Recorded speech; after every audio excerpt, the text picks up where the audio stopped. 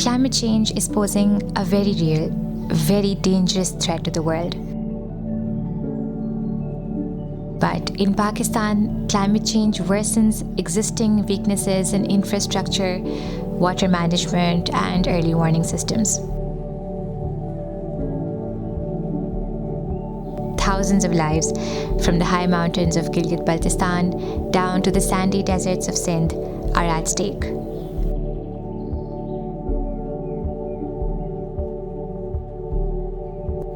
But what exactly does climate change mean, and why is it causing this much harm? Where do we as humans stand in the fight against this volatile climate? Floods, rains, droughts, landslides, high temperatures, compounded with governance issues, a fragile economy, and political uncertainty. How do communities withstand these pressures?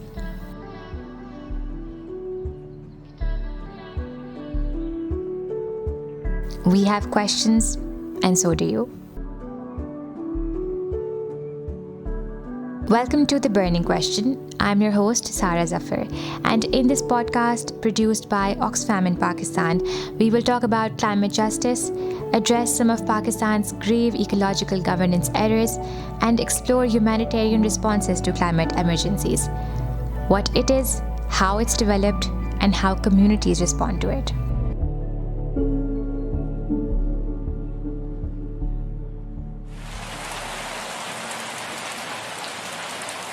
At first, it seemed like typical monsoon rain, a bit more than usual, but it was rainy season and you expect there to be rain. But then, it did not stop. Colleagues and friends from Sindh and Balochistan were reporting that rain did not stop for days and eventually weeks. For weeks, rain lashed cities and towns, rural villages and settlements. People were quietly leaving their homes, land, and animals to find dry shelter. Quietly, houses were being washed away, and quietly, lives were being lost. TV shows in Pakistan were busy with political talk shows and mudslinging. July 17, 2022, notes Dr. Fiza Batul, a research associate and reporting and communication officer at Pakistan Institute for Peace Studies, a time when 10 districts of Balochistan were declared calamity hit. The headline for a leading Pakistani newspaper were of provincial assembly elections. The flood story was on the third page.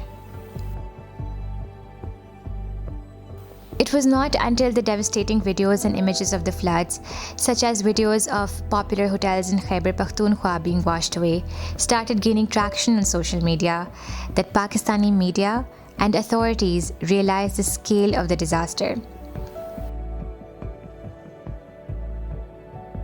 It was then the rural poor populations of the country and their plight started making front page news.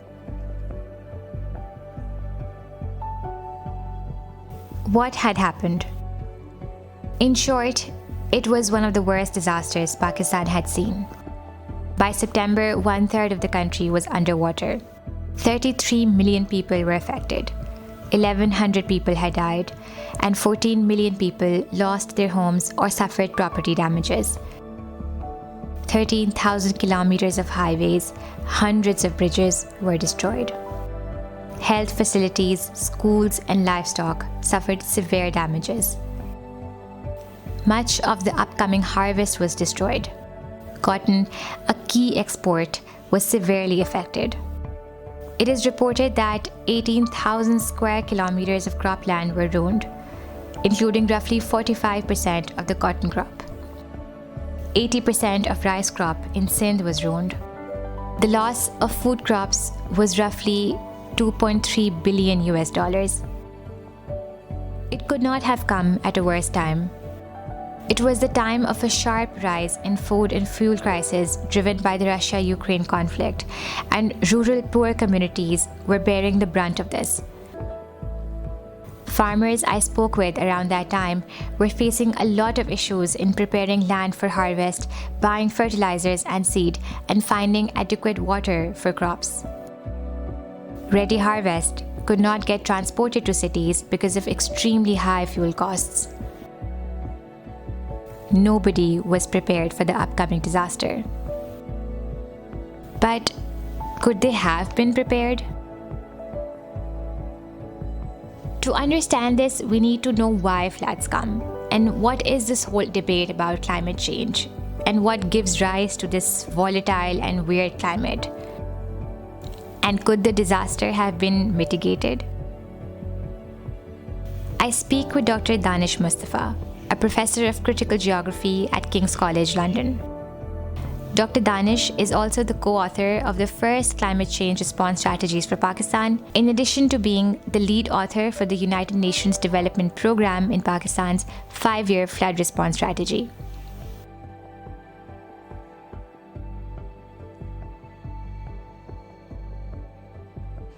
I think it is important for us to make a distinction between what the meteorological process is and what the climate is. Climate is a very specific framing of longer term meteorological trends. So I guess the question is probably more about how does meteorologically rain happens. So essentially what you're looking for is cloud condensation nuclei,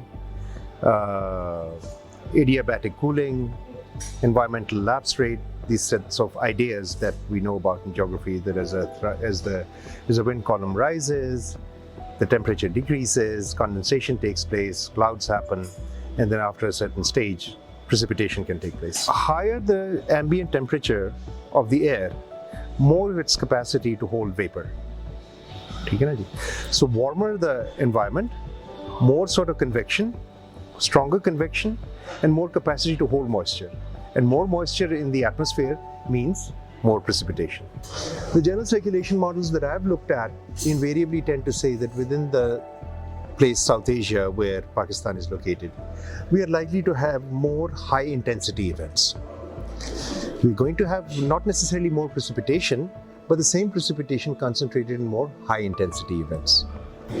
That should not be late breaking news to us. Because as it is, our climatic system for the past millions of years has been centered around monsoons, where 80% of the precipitation is concentrated in the monsoon months anyway. तो अब वो पानी तो हमारा वैसे ही concentrated precipitation होती है, उसके टाइमिंग्स बदल जाते हैं. बाज़ों का जून में शुरू होती है तो अगस्त में जाके ख़त्म हो जाती है, बाज़ों का जुलाई में शुरू होती है तो सितंबर तक चलती रहती है. तो वो एक सिलसिला साथ साथ चलता रहता है. तो इंटेंस रेनफॉल जो है वो कोई इतनी खास बात नहीं है, कोई ऐसी अनहोनी बात नहीं है पाकिस्तान के अंदर. आपने अपने इंडस बेसिन को इस कदर ओवर इंजीनियर कर दिया कि what you have done is engineered away low intensity floods. Low intensity and moderate intensity floods को you have engineered away. And instead what you have done is swapped high frequency low intensity events for low frequency high intensity events. तो हमारा जो जिस तरह से river engineering हुई है वो मॉडरेट फ्लड को हाई फ्लड कर देते हैं, हाई फ्लड को वेरी हाई फ्लड कर देते हैं, वेरी हाई फ्लड को कैटास्ट्रोफिक फ्लड कर देते हैं. Climate change is part of the picture, but it is not the most worrying part of the picture. But what needs to be done, what needs doing, that comes through accountability. And accountability happens when you have a democratic, smallest local tier of governance. आपको पता है क्या procedure है इनका early warning system का? Let's pretend कि out of the 80 जो weather stations हैं इनके, जिनमें से पता नहीं कितने काम कर रहे हैं, वो मैंने देखा हुआ तमाशा जो काम कर रहे होते हैं. चलिए आपको ये पता है, आप उसके अंदर डालते हैं, आपको पता चलता है कि जी मेजर precipitation event और flood event होने वाला है. अच्छा जी, अब आपको पता चल गया कि ये होने वाला है. Who can issue the warning? Only Director General Met Department can issue the warning. No one else can. DG साहब by fax भेजेंगे ये warning to Ministry of Defence and to Chief Secretaries of all the provinces and NDMA and PDMAs. अच्छा चलिए, let's pretend कि उन सबके पास पहुंच गया. Chief Secretary साहब के पास पहुंच गया. Chief Secretary साहब सुबह उठ के सारे अपने कमिश्नर, डिप्टी कमिश्नर को फैक्स कर देंगे. वहां से फिर फैक्स चलते चलते असिस्टेंट कमिश्नर साहब के पास आ जाएगा. असिस्टेंट कमिश्नर साहब जनाब वो फैक्स निकालेंगे, उसको पढ़ेंगे, समझ आएगी नहीं आएगी, अपने पटवारियों को बुलाएंगे. पटवारी को बोलेंगे यार ये कोई चक्कर चल रहा है, कोई मेरे ख्याल से फ्लड शट का सीन है. जब आप फ़ोन पे कर रहे होती हैं, आपके मोबाइल पेनिट्रेशन है, आप क्यों नहीं उसको इस्तेमाल करते अर्ली वार्निंग के लिए, टारगेटेड अर्ली वार्निंग के लिए? मैंने पार्टिसिपेशन की बात की, मेरा एक पेपर है इसका gender based early warning system के ऊपर, आपकी नज़र से शायद गुजरा हो. उसके अंदर ही हमने चीज़ें जिक्र की इनसे. फिर हमने कहा कि जनाब रिवराइन फ्लड्स के लिए आपको ड्रेनेज बहुत इंपॉर्टेंट है. आप ड्रेनेज को आइडेंटिफाई करें कि कहाँ कहाँ ड्रेनेज है और उस ड्रेनेज को ऑब्स्ट्रक्शंस क्लियर करें वहाँ से, ताकि जब भी फ्लड हो तो वो वहाँ से निकले. सीधी सी बात है. अर्ली वार्निंग दें और ड्रेनेज को वहाँ पे रखें. तीसरा ये है कि आप स्टॉर्म शेल्टर्स बनाएं. storm shelters बनाएं, लेकिन storm shelters इंसानों के लिए नहीं, जानवरों के लिए भी. Because if the animals don't go, the people don't go. फिर उसके अंदर ये कि जी ख़वातीन के हवाले से कैसे होगा? आप स्कूलों के अंदर pit latrines बनाएं, आप वैसे बनाएं और in the aftermath of a flood आप उसको provide करें. One of the largest causes for flood mortality in the rural areas of Pakistan is snake bite. तो आप anti venom रखें इलाकों में BHUs के अंदर ताकि वो फौरी तौर पे available हो लोगों को. फिर आप water purification tablets available रखें लोगों को. लोगों को पता है क्या करना है. आप उनकी मदद करें. The problems that Pakistan has are our creation. And if they are our creation, they can also be solved by us. अगर मैं आपसे ये कहूँ कि जी अल्लाह का अज़ाब इलाही है आपके ऊपर, अल्लाह मियाँ ने कहा है कि आपका सत्यानाश होगा, तो that's a cause for despair. But if you did something wrong, you can do it right as well. I think that's a counsel of optimism. It's a human problem. It's not a divine problem.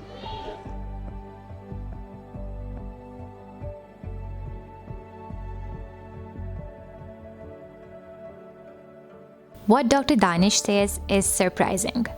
He talks about how the government could have averted the disaster had they cleared drainage systems to allow flow of water, kept strict checks on encroachments, and included voices of water experts before building mega infrastructure at critical points in the country.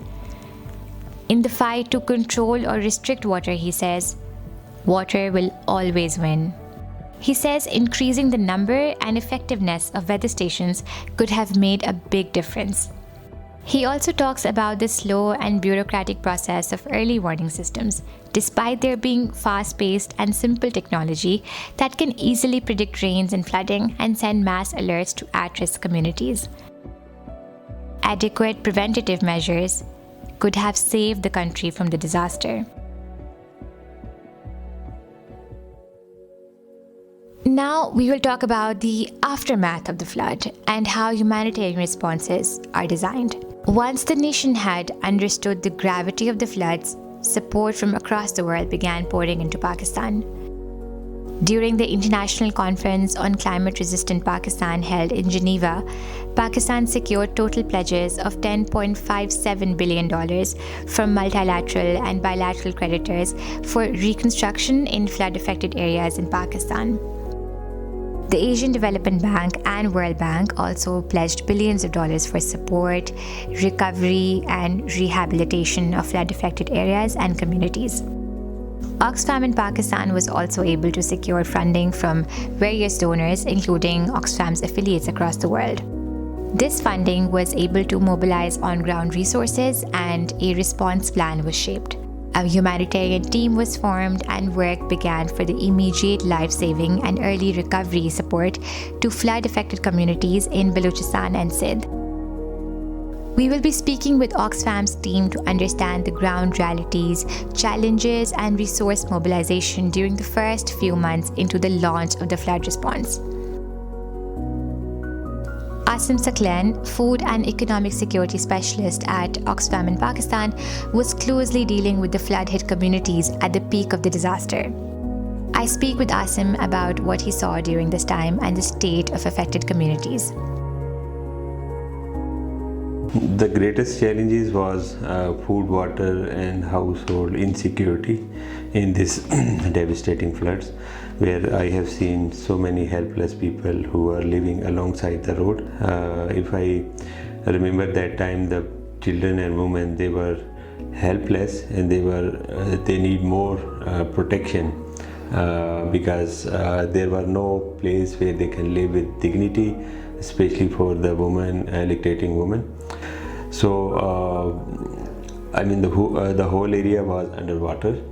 It looked like a huge lake, and people were waiting, and they were not sure how much time it will take to the receiving of water from the villages, and they shall be able to go back to their homes and revive their livelihood. Sowing season of wheat was also approaching that time, so people were so much worried about their food security. I speak with Umama Binte Azhar, the Humanitarian Response Program Funding Manager at Oxfam in Pakistan, about the way the response plan was formed and the efforts the team made to launch operations. So Oxfam started its response back in September, and then delivering response out of phase out without a dedicated project management unit or presence of humanitarian staff. It was a big challenge, but thankfully, or I don't know, luckily, they had commitment even at the senior level, and they also had ways to fulfill that commitment in terms of legacy staff being present and processes, especially around recruitment, being in place. It was challenging even at Oxfam's level to see how globally this will roll out, because it has been phasing out of 18 countries and then delivering response out of phase out, getting approvals and permissions, and what those parameters would look like, how long it would be, how much it will be, how will it be sourced. So operationally, there were a lot of things that we had to a lot of kinks we had to remove from the process, and it took time. It took a lot of patience. Having Oxfammers present was also a very good strategy in all of this. They called some of the people they knew who were there. Some of the existing took on additional responsibilities, and then so the knowledge of how Oxfam works, its operational procedures and stuff was very manageable at the time. So again, I feel like that was one of the good strategies in all of this. The response plan set out a list of items to be distributed within the community as in-kind aid, and this means the procurement team had to put in a lot of effort in managing the procurement, logistics, and distribution of the winter kits, dignity kits, non-food items, jerry buckets, and shelter kits for the flood-hit community. I speak with Gulmeena Mughal, procurement officer at Oxfam in Pakistan, about the way she and her team mobilized on-ground resources and how they overcame challenges. As you know, Oxfam has legacy of more than 50 years in Pakistan, and they have always participated in humanitarian development and different campaigns. Therefore, Pakistanis do seek them for their responses in case of emergencies. Similar was the case in flood of 2022. More than 33 million people were affected, and it had caused an economical damage as well. Us time pe Oxfam in Pakistan was in phase out itself, therefore बहुत staff का भी shortage था, and we had almost given up on most of our resources, our warehouses, etc. उस time पे response start करना एक in itself बहुत major decision था जो हमारी हायर मैनेजमेंट ने लिया था.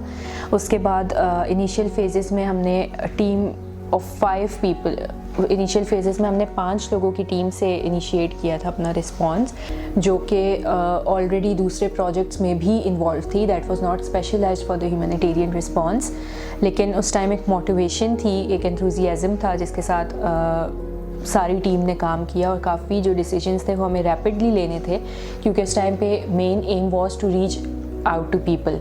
उसमें क्वालिटी प्रोडक्ट्स हों और जितने ज़्यादा से ज़्यादा लोगों को हम लोग उस मुश्किल में सपोर्ट कर सकें.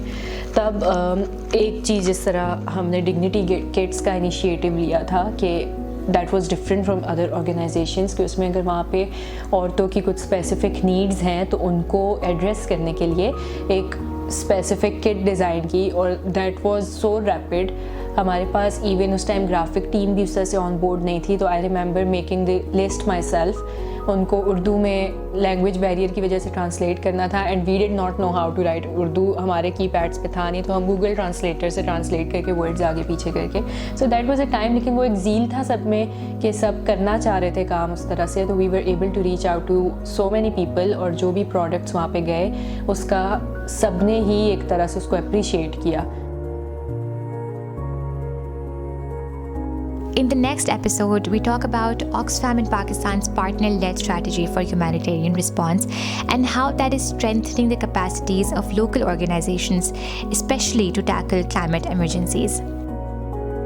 To understand climate emergencies, Pakistan's ecological governance issues, and how humanitarian responses are designed, look out for new The Burning Question episodes and follow Oxfam in Pakistan's Twitter, Facebook, and Instagram for alerts. If you have any burning questions of your own, do reach out at sfr@oxfam.org.uk or reach out on our social media platforms, and we will try to address them in our episodes. Till then, Stay aware, stay curious, and stay positive.